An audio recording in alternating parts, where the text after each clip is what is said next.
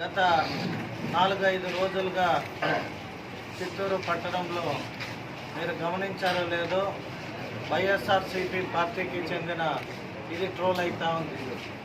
ఇది మేము తీసింది కాదు, మేమేం ఆయన బట్టలు ఇప్పించింది కాదు. తనంతట తానే బట్టలు ఇప్పుకొని స్టేషన్ చూడంగానే భయం ఆయనకి. ఇదివరకు అధికారంలో ఉన్నాడు కాబట్టి స్టేషన్ ఆయన ఇంటికాడికి పిలుచుకునేవాడు. ఇప్పుడు ప్రభుత్వం మారిపోతూ ఉంది కాబట్టి స్టేషన్ కాడికి ముందే పోవాల్సి వచ్చింది. అక్కడికి పోయి స్టేషన్ చూడంగానే పాతకాలం గుర్తుకొచ్చింది. పోలీసులు బట్టలు ఇప్పించారు, అట్టం ఎక్కించింది కాబట్టి ఈయన టగడగాని బట్టలు ఇప్పేశాడు. అంటే మాకు తెలీదు, మేము ఆ రోజు క్యాంపెయిన్లో ఉన్నాము. ఎందుకురా మన అపోజిషన్ పార్టీ అభ్యర్థి ఇలా ప్రవర్తిస్తున్నాడు అని అడిగా ఎవరినో నేను మా నాయకుల్ని. మనం గెలిపోతున్నామంట, ఆ ఒక గెలుపుకి జీర్ణించుకోలేక మతిస్థిమితం వచ్చేసింది ఆల్రెడీ. కాబట్టి మన పైన ఇన్నితులు మనం చేసే ఈ అక్రమాలని రోజు కథలుగా చెప్తున్నాడంటే ఎక్కడ పోయినా. సో ఈ జగన్మోహన్ అనే వ్యక్తి పైన కూడా ఏమన్నా ఆరోపణలు చేయాలని వాళ్ళ వైఎస్ఆర్సీపీ సోషల్ మీడియా అని ఒకటి ఉంటుంది. కుక్కలు కొండను చూసి మరుగుతూనే ఉంటాయంట. కుక్కలకి నొప్పి వస్తుంది తప్పితే కొండకి చేటు లేదన్నట్టుగా వాళ్ళకి ఏమీ దొరకలే.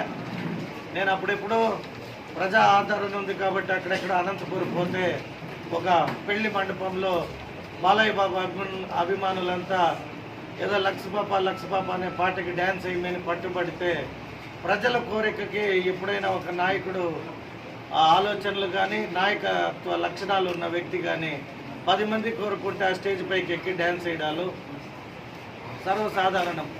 ఎందుకంటే ఈయన కూడా పిట్టల దొర మాదిరి చాలా డ్యాన్సులు వేసినా మన దగ్గర ఉంటాయి. సో ప్రజల కోరిక మేరకు ఎవరైనా వేస్తాము. ఈ నాయకుడు ఆ నాయకుడు అని కాదు, నేను వేస్తాను, అందరూ వేస్తారు. వాటిని ఏదో తీసుకొని వచ్చి పబ్బుల్లో డ్యాన్స్ వేసినాను, లేదు ఇంకెక్కడో ఆడపిల్లలతో డ్యాన్స్ వేస్తున్నా అంటూ స్త్రీలను కించపరిచే విధంగా వీడియోలు చేస్తూ ఉన్నారు. సరే, నాకు ఫస్ట్ నుండి కూడా ఎదుటి విమర్శలు కానీ వీడియోలు చూడడం కానీ ఇవి అలవాటు లేదు. నిన్న మొన్న ఏవో డ్రగ్స్ అంట, నేను ఆయన డ్రగ్స్ మార్గద్రవ్యాలు చిత్తూరులో గుట్కా మట్కాలు ప్యాకెట్ లాటరీ అమ్మిస్తున్నాడు అని చెప్పే కాడికి ఏదో ఒక రకమైన డ్యామేజ్ చేయాలి. కాబట్టి ఈయన చిత్తూరులో పుట్టి బెంగళూరు పోయినాడు కాబట్టి మహానగరాల్లో ఈ డ్రగ్స్ ఉంటాయో లేదో వాళ్ళకి అలవాటే. ఎందుకంటే వాళ్ళ అధినాయకుడు టన్నులుగా వైజాగ్కి తెప్పించాడు. అది క్యాపిటల్ చేసేద్దాము, అక్కడ అమ్ముకుంటే మంచి డబ్బు వస్తాయి అని పున్ని పోర్ట్లకి మార్గద్రవ్యాలు తెప్పించే అలవాటు ఆ జగన్మోహన్ రెడ్డికి ఉంది. ఈయనకు అలవాటు కాబట్టి సడన్గా ఈ జగన్ అనుకొని నా పైన ఏవో వీడియోలు చేస్తున్నాడు. సినీ నటులతో పరిచయము. నేను చెప్తున్నా, సినిమా తీసిన వ్యక్తిగా సినీ నటులు పరిచయాలు ఉండొచ్చు. అంత మాత్రాన డ్రగ్స్ లేదు మార్గద్రవ్యాలు సప్లై చేశాడు. ఇప్పుడు మేము ఈరోజు అంటున్నాం విజయానంద్ రెడ్డి రెడ్ స్మగ్లర్. అది నేను చెప్పింది కాదు. అతనికి నాకేమి పాత గొడవలు లేదు, లేదా నేనేం రెడ్ శాండల్ స్మగ్లర్ కాదు. ఆయన పైన కేసులు పెట్టించక మా ప్రభుత్వం వచ్చింది. గత 2004 కాంగ్రెస్ ప్రభుత్వం వచ్చినప్పటి నుండి ఈ 2024 దాకా ఏ స్టేషన్లో అయినా ఏ కేసు ఉన్నా ఇమ్మిని అప్పీల్ చేసుకున్నాం. ఆంధ్ర రాష్ట్రం మొత్తం నిల్లనిచ్చింది. గురజాల జగన్మోహన్ నా ఇంటి అడ్రస్తో నేను అడిగితే ప్రతి ఎస్పీ 13 జిల్లాలకు సంబంధించిన ఎస్పీలు ఎక్కడ ఎటువంటి కేసు లేదని ఇచ్చారు.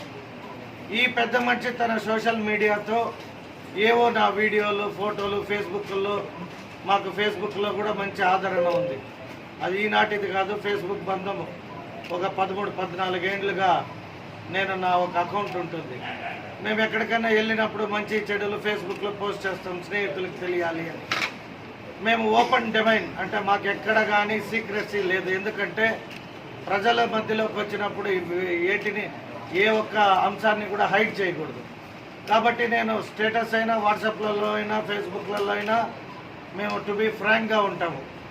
వాటిలో ఏవో కొన్ని వీడియోలు ఫోటోలు తీసుకొని మొన్ననే ఏదో ఒక గ్రామానికి వెళ్ళుంటే అక్కడ ఒక 2-3 మహిళలు వచ్చి, సార్ ఇక్కడ మమ్మల్ని వేధిస్తున్నారు, నాకు భర్త లేదు కాబట్టి నన్ను ఇక్కడ ఇలా చేస్తున్నారు అంటూ ఏదో సందర్భంలో అమ్మాయి చెప్తే, అమ్మ ఇప్పుడు నేను వచ్చింది మిమ్మల్ని ఓటు అడగడానికి, ఖచ్చితంగా మీ ఆశీస్సుల నుండి నేను గెలిచిన తర్వాత మీ సమస్యలు పరిష్కరిస్తాను అంటూ ఆ మహిళకి చెప్పడం జరిగింది.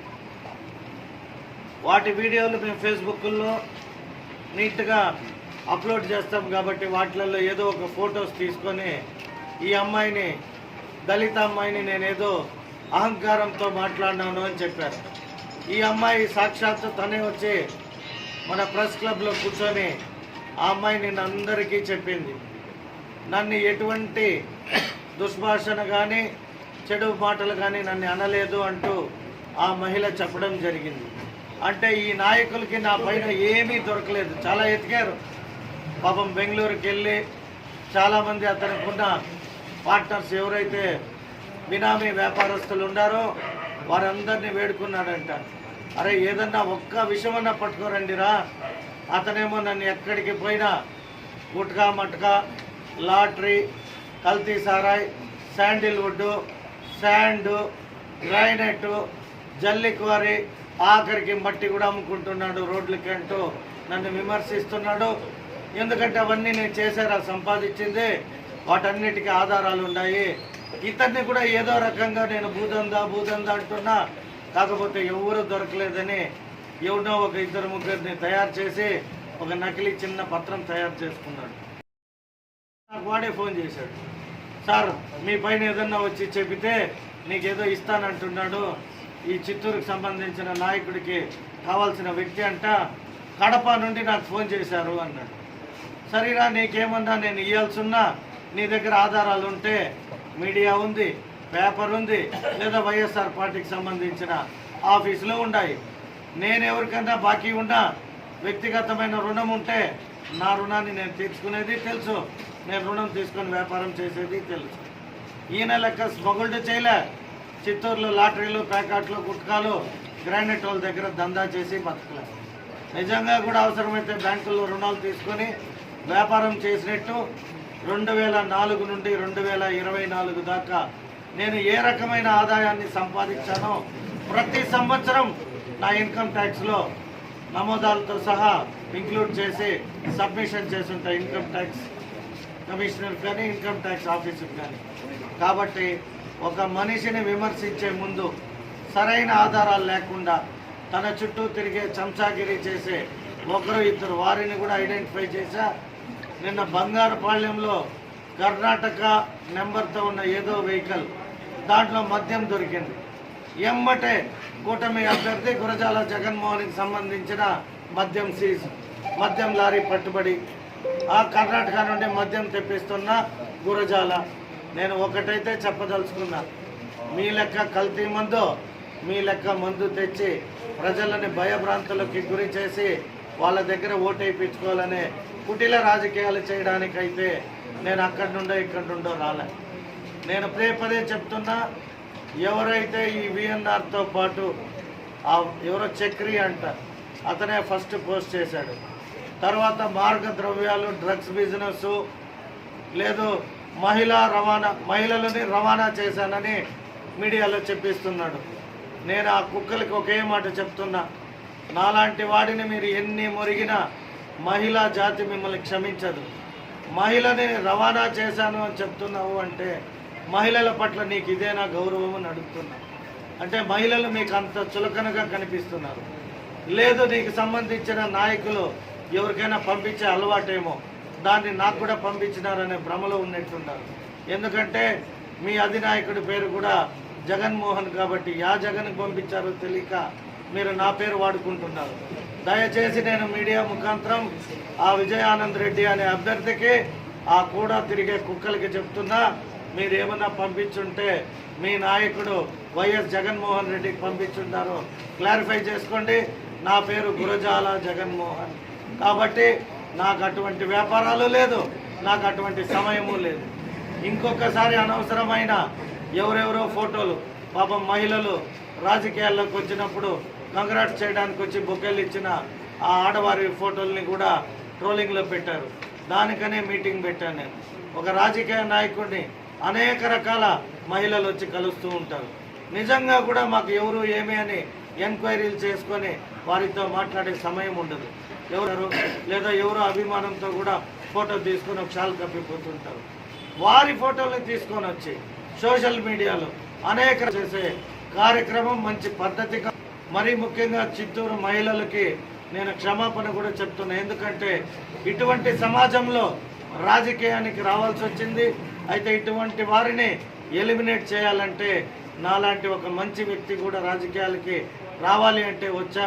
వారికి ఉన్న అభిమానంతో నా దగ్గరికి వచ్చి లేదా ప్రచార కార్యక్రమాల్లో కావచ్చు హారతి పడుతునో లేదో సంతోషంగా మా తమ్ముడనో లేదో మా అన్ననో వాళ్ళు ఒక అభిమానంతో తీసుకునే ఫోటోల్ని కూడా అనేక రకాలుగా ట్రోల్ చేస్తారు. కాబట్టి ఇటువంటి వ్యక్తులకి మహిళల పట్ల కానీ సమాజం పట్ల కానీ రాజకీయాల పట్ల కానీ ఎటువంటి అవగాహన లేని మూర్ఖులు ఇటువంటి వారితో పోటీ పడాల్సి వచ్చింది. మాకు అది సిగ్గుచేటు కూడా. కాబట్టి చిత్తూరు నియోజకవర్గ ప్రజలందరినీ ఎటువంటి సోషల్ మీడియాలో కావచ్చు, వాట్సాప్లో కావచ్చు, ట్రోలింగ్లో కావచ్చు మీరే గమనించండి. నిజంగా కూడా మేము తప్పు చేసుంటే, మేము ఏమన్నా వ్యాపారాలు వాళ్ళు చెప్పినట్టు చేసుంటే మేము కూడా మాకంటూ ఒక అఫిడవిట్ మేము ఇవ్వడం జరిగింది. దాన్ని ఎలక్షన్ కమిషన్ కూడా నిర్ధారించి మేము క్యాండిడేట్గా అప్రూవల్ కూడా చేసింది. అతనికున్న ఆలోచనలు ఎదుటివాడికి ఉంటాయని భావించి అతని చుట్టూ తిరిగేవాళ్ళు. మహిళ పోస్ట్ చేసింది. నేను ఎవరాని ఎంక్వైరీ చేస్తే 27వ వార్డుకు చెందిన ఎవరో హిందూ అనే ఒక కార్పొరేటరు, వాళ్ళంతా ప్రజల వద్దకు పోయి ఓటు అడిగి గెలిచిన వాళ్ళు కాదు. కాబట్టి ఖచ్చితంగా వాటన్నిటినీ కూడా నేను పరిగణలోకి తీసుకొని రానున్న రోజుల్లో చిత్తూరు నియోజకవర్గ ప్రజల ఆశీస్సులతో గెలిచేది గ్యారంటీ. పైన చంద్రబాబు నాయుడు గారు ముఖ్యమంత్రి అయ్యేది గ్యారంటీ. మీ అందరికీ ఇది వార్నింగ్ అనుకోండి, లేదా మంచితనం అనుకోండి, లేదా ఇంకొక రకం అనుకోండి. సమాజానికి మనం ఏదైనా విలువైన సమాచారం ఇస్తున్నాము అంటే దాంట్లో ఎంతో ఒకంత కనీసం 50% నిజాయితీగా దానికి ఒక విలువలు కూడిన సమాచారాన్ని, అది మంచి కావచ్చు చెడు కావచ్చు, పోస్టులుగా మీరు పెడితే దాన్ని మేము కూడా హర్షిస్తాం. అంతేగాని మా ఎదుటి అభ్యర్థిని ఏదో ఒక రకమైన డ్యామేజ్ చేయాలంటూ మీరు ఆయన చుట్టూ చేరి అతి ఉత్సాహం ప్రదర్శించినా, మీ నాయకుడు ఎక్కడో డ్యామేజ్ అయిపోయాడని ఎదుటి వాడిని డ్యామేజ్ చేయాలని చూసిన సమాజందరికీ అవకాశం వస్తుంది. ఆ అవకాశం వచ్చినప్పుడు ఖచ్చితంగా వాళ్ళు జరుగుతుందని తెలియజేసుకుంటూ మీ అందరు సాక్షిగా చెప్తున్నా, నేను ఎటువంటి వ్యాపారాలు చేసినా ప్రజాక్షేత్రంలో ప్రజలందరి ముందు ప్రమాణం చేయడానికి ఏ దేవస్థానానికైనా వచ్చే సిద్ధంగా ఉన్నా.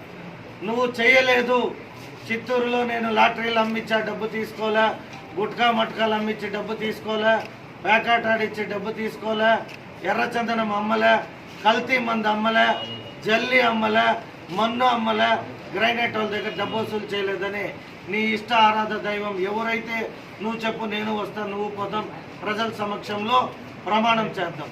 ఆ భగవంతుడి పైన ప్రతి ఒక్కరికి నమ్మకం, నాకు కూడా ఎక్కువ నమ్మకం. నేను ప్రజల కోసం ప్రజల సాక్షిగా ప్రమాణం చేయడానికి సిద్ధంగా ఉన్నా. ఇంకొకసారి మహిళలను కించపరిచే విధంగా వీడియోల్లో పెట్టి అవన్నీ చేయడం పద్ధతి కాదని నేను నా అభ్యర్థి ఎవరైతే నాకు వైఎస్ఆర్ పార్టీ క్యాండిడేట్ విజయ్ ఆనంద్ రెడ్డి ఉన్నాడో సూటిగా అతనికే చెప్తున్నా. దొంగ తిరుగుడుగా కాదు, దొంగతనంగా చుట్టూ ఉన్న వాళ్ళతో దొంగ పోస్టులు పెట్టించి ట్రోలింగ్లు చేయడం కాదు. నీకు నిజాయితీ, నీకు నిజంగా కూడా నీకు ఇది ఉంటే నువ్వే చెప్పు డేటు, ఏ దేవస్థానం, ఎక్కడికి పోతాం. నాకైతే కాణిపాక వరసిద్ధ వినాయక స్వామి పైన నాకు నమ్మకం ఉంది. నేను అక్కడ ప్రమాణం చేద్దాం. ప్రజల సాక్షిగా ఎవరు ఎటువంటి పని చేసి సంపాదించారనేది ప్రజలకు అందరికీ తెలియాలి.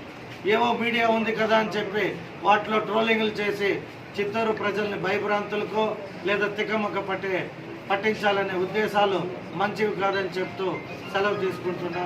జై హింద్.